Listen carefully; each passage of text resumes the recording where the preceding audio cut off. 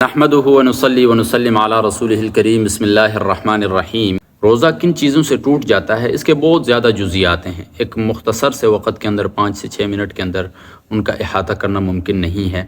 البتہ میں آپ کو ایک دو فقہی اصول بتا دیتا ہوں۔ ان اصول کو جب آپ سمجھ جائیں گے تو ان کو سامنے رکھ کر آپ خود اندازہ لگا لیں گے کہ کس چیز سے روزہ ٹوٹ جاتا ہے اور کس چیز سے روزہ نہیں ٹوٹتا ہے۔ پہلا اصول یہ ہے کہ انسانی جسم سے نکلنے والی چیز سے روزہ نہیں ٹوٹتا ہے، انسانی جسم میں داخل ہونے والی چیز سے روزہ ٹوٹتا ہے۔ یعنی انجیکشن وغیرہ کے ذریعے اگر انسانی جسم سے خون وغیرہ نکالا جائے تو اس سے روزہ نہیں ٹوٹتا ہے۔ اسی طرح انسان کو قے ہو جائے یعنی الٹی ہو جائے تو اس سے روزہ نہیں ٹوٹتا ہے۔ اگرچہ یہ قے والے مسئلے کے اندر تھوڑی سی تفصیل ہے، انشاءاللہ نیکسٹ جو سبق ہوگا اس کے اندر میں مکمل تفصیل سے اس کو بیان کروں گا۔ لیکن انسانی جسم کے اندر جو داخل ہونے والی چیزیں ہوتی ہیں اس سے روزہ ٹوٹ جاتا ہے۔ یہ تو تھا پہلا اصول کہ انسانی جسم سے نکلنے والی چیزوں سے روزہ نہیں ٹوٹتا ہے، داخل ہونے والی چیزوں سے روزہ ٹوٹتا ہے۔ دوسرا اصول یہ ہے کہ انسانی جسم کے اندر داخل ہونے والی چیزیں جو ہیں وہ جو قدرتی اور فطری راستے ہیں ان سے داخل ہو جائے تو تب روزہ ٹوٹتا ہے۔ فطرتی راستوں کے علاوہ جو غیر فطرتی غیر قدرتی راستے ہیں ان سے اگر داخل ہو جاتی ہے کوئی دوا کوئی بھی چیز تو ان سے روزہ نہیں ٹوٹتا ہے۔ مثال سے ہم سمجھ لیتے ہیں۔ اب فطرتی راستے کیا ہیں؟ یعنی انسان کے ناک، منہ یا انسانی شرمگاہ جو ہے، ان کے ذریعے اگر انسان کے جسم میں کوئی بھی چیز چلی جاتی ہے تو ان سے روزہ ٹوٹ جاتا ہے، اس لیے کہ یہ ایک فطرتی قدرتی راستے ہیں۔ ان کے علاوہ جو مسامات وغیرہ ہوتے ہیں یعنی رگوں وغیرہ کے ذریعے کوئی چیز انجیکشن کے ذریعے یا ڈرپ وغیرہ کے ذریعے کوئی دوا وغیرہ انسانی پیٹ میں، حلق میں، دماغ کی طرف اس طرح اگر ڈالی جائے تو اس سے روزہ نہیں ٹوٹتا ہے۔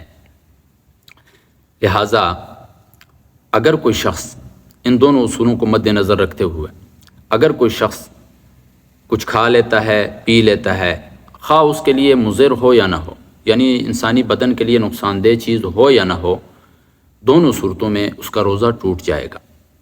اسی طرح اگر کسی نے جماع کر لیا، ہم بستری کر لی، چاہے زبردستی ہو یا رضامندی سے ہو، دونوں صورتوں میں روزہ اس کا ٹوٹ جائے گا۔ اسی طرح اگر کوئی شخص غلطی سے کوئی چیز کھا پی لیتا ہے تو اس صورت میں بھی روزہ ٹوٹ جائے گا۔ دیکھیں، ایک ہے بھولنا، ایک ہے غلطی کرنا، یہ دونوں چیزیں الگ الگ چیزیں ہیں۔ یہ دونوں صورتیں، ایک بندہ سحری کر رہا ہے، سحری کرتے کرتے ٹائم صبح صادق ہو گیا اور وہ ابھی بھی کھا رہا ہے، اب غلطی سے اس کو پتہ نہیں چلا ہے اور صبح صادق ہو گئی ہے تو اس کا روزہ ٹوٹ جائے گا۔ اسی طرح اگر کوئی شخص روزے کی حالت میں پتہ ہے میرا روزہ ہے لیکن قبل از وقت وہ روزہ افطار کر لیتا ہے، یعنی اس نے سمجھا کہ غروب آفتاب ہو چکا ہے، روزہ افطار کر لیا ہے، بعد میں پتہ چلا ابھی تک تو غروب آفتاب ہوا ہی نہیں ہے، تو اس کا روزہ ٹوٹ جائے گا۔ اسی طرح اگر کوئی شخص وضو کرتے ہوئے یا غسل کرتے ہوئے اس سے پانی حلق میں چلا گیا تو اس سے بھی روزہ ٹوٹ جائے گا، اگرچہ غلطی سے گیا ہو۔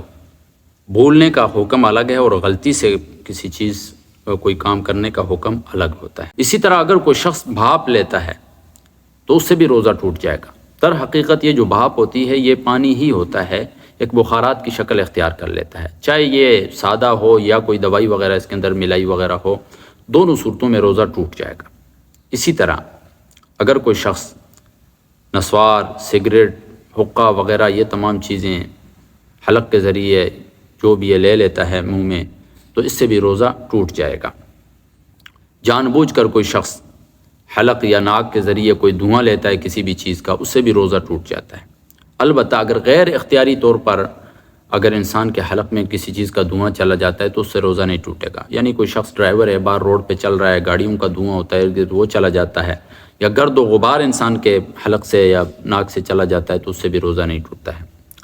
نسوار کے حوالے سے اگرچہ بعض علماء نے لکھا ہے کہ اگر ایسی حیت میں، ایسی شکل و صورت میں ڈالی جائے کہ فوراً ڈال کے نکال لی جائے تو روزہ نہیں ٹوٹتا ہے، لیکن آج کل جو نسواری حضرات نسوار جس پروٹوکول کے ساتھ ڈالتے ہیں اس سے یقینی 90% یقین ہوتا ہے کہ اس کے ذرات اندر جاتے ہیں، اس وجہ سے نسوار ڈالنے سے بھی روزہ ٹوٹ جائے گا۔ لہٰذا اس کے اندر احتیاط کرنی چاہیے۔